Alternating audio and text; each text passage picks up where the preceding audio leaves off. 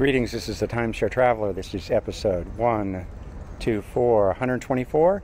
Timeshare Ownership Creates Adventure. And I'm the average guy becoming more adventurous. And I use maintenance fee as a motivator. That's the topics I'm going to cover. And the more you learn, the more you can explore. And leverage your natural desire to explore. I think that's a natural inbred. At least it is for me. And hopefully it's for you. And then, the last thing I want to say is timeshare adventures are relatively safe. You're not going to run into many mountain lions, or you can, but you know that's when you're off hiking somewhere. So it's a fairly safe being in the timeshare. So you can be a safe adventurer. And also, the last thing I want to leave with is inspire the next generation to explore. I think that's an opportunity we have, everything to pass along to make things better.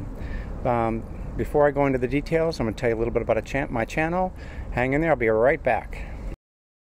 Hi, this is Cliff, and I'm the Timeshare Traveler. Welcome to my channel. The purpose of my channel is to educate those who love traveling in timeshares.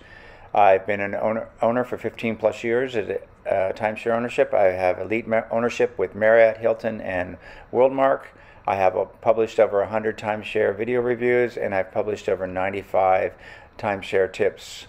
I can be found on Facebook at Timeshare Trav, at Twitter, Timeshare Trav, and on the web at www.timesharetraveler.com.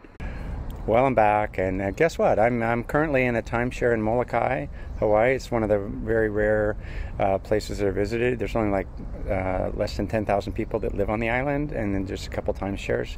But it's kind of fun because you have every beach is secluded.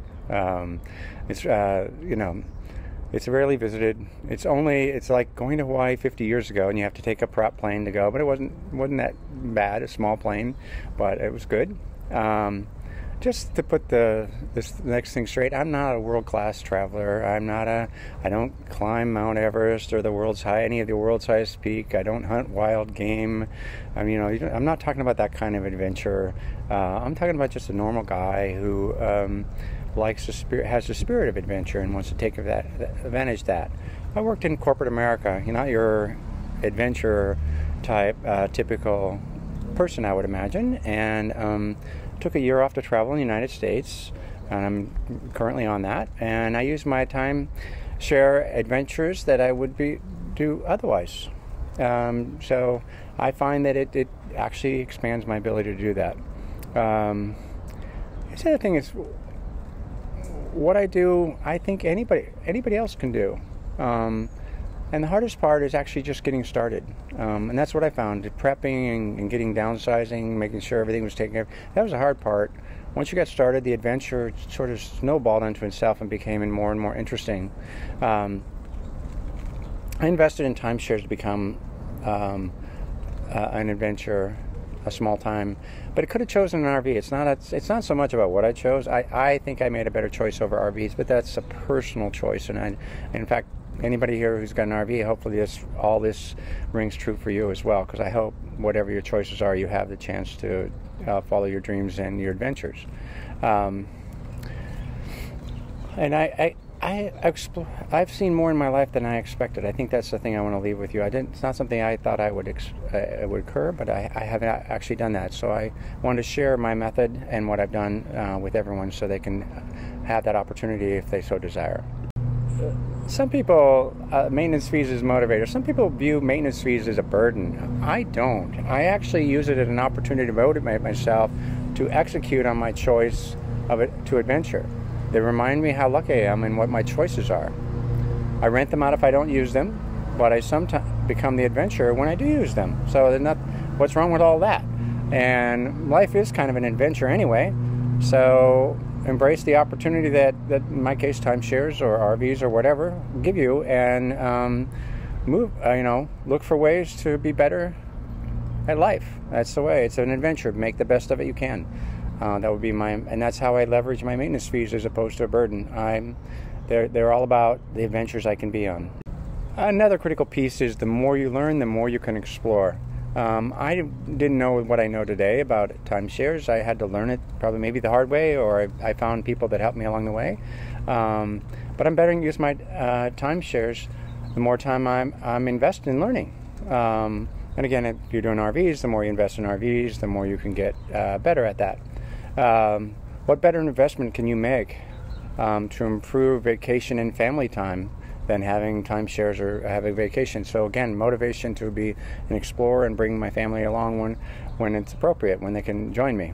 The better I get, the more choices I have to adventure. Even going back to the same place becomes more enjoyable because I can think of new things I want to do each time, or even sometimes the same routine is okay. Vacation within a vacation, I don't know how you would describe that, but that's one way to look at it. And sometimes, you know, just meeting new people, just hanging out locally is as much fun because you understand how they got where they are, and sometimes that's you know, it's fun meeting other people. At least I enjoy that. And I learn from others, not just me reading or whatever. I've learned from a lot of people. Spent time in hot tubs learning about other people when I was first getting started about what they did. And I also want to say I learn from salespeople because I go in with an agenda about what I'd like to learn, what's happening new, because that's part of the process I do when I do an owner update. Next point I want to make is leverage your natural desire. And an adventure is different for everyone, so I'm not trying to say my adventure is the right one. I'm just giving you a path of what I've done. Enjoy the road to your next adventure. The hardest part I found was getting, again, I mentioned it before, but it's getting started. And sometimes the fear of changing, which is what really adventure is about, embracing change, the fear of change stops you from an adventure. It's hard to know what I'll feel like at the end of life, but maybe I'll probably be the happiest that I chose to do what I wanted to do, an adventure where I did. Again, being an adventure is a mindset, not a destination. It's not about did I climb the tallest. It's not a competition. Don't compare yourself to others. That's a good way to feel bad.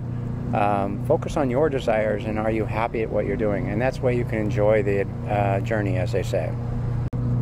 Timeshares are safe adventures. You know, the goal of a timeshare is to make it easy, make your vacation pleasant, so you'll come back. So I'm not really a risk taker. I don't turn my back. If I go to Orlando, I don't turn my back on a lake just because the timeshare people said there's no alligators in it. And I don't go walking by alligators staring out away from them. I'm aware that alligators live in lakes in Florida, so I just don't, you know, I'm not don't worry about the risks. I am very much aware of my location. I love ocean waves. Big crashing waves are wonderful, but I don't turn my back on the ocean when I'm right by. That doesn't mean I don't enjoy the adventure, enjoying the waves, enjoying being in Orlando, and the beautiful lakes from the views and all of the things. You can totally enjoy that. You don't have to be a risk taker to be an adventurer. You just have to have a spirit of learning and wanting to learn. And that's the bottom line. My adventures are about learning new things, experiencing new things, not new risk. I'm not trying to see, oh, I was able to risk this. Let me see if I can step it up. I'm not that kind of risk taker. But I can be an adventurer, not a risk taker. And lastly, inspire the next generation to explore. By enjoying your adventure, you inspire the next generation. They see you being happy, and of course they're going to be drawn to that. They learn by watching you. Displaying the adventure is not a given. It's something to work for. You have to choose for it. You have to have a plan, and then executing your adventures is the fun. And I remember what inspired me, my parents and my grandparents, and I incorporate that into my adventure. I think of them always. They came from another, not my grandparents, but my great grandparents came from another country. That was a scary adventure, but they did it, and so I'm continuing that on. And hopefully the next generation will be inspired to follow their own path, not repeat what I did. I'm not asking my next generation to repeat, but leverage the concept of an adventure. I hope you enjoyed this video. Please give it a like, and don't forget to subscribe.